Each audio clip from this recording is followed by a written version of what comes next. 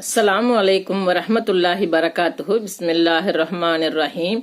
அன்பான சகோதர சகோதரிகளே, எல்லாம் வல்ல அல்லாஹ்வின் நல்லடியார்களே, இன்று நாம் காண இருக்கும் தலைப்பு வெட்கம், அனுமதியும் தடையும். சத்தியத்தை சொல்வதற்கு வெட்கம் கூடாது.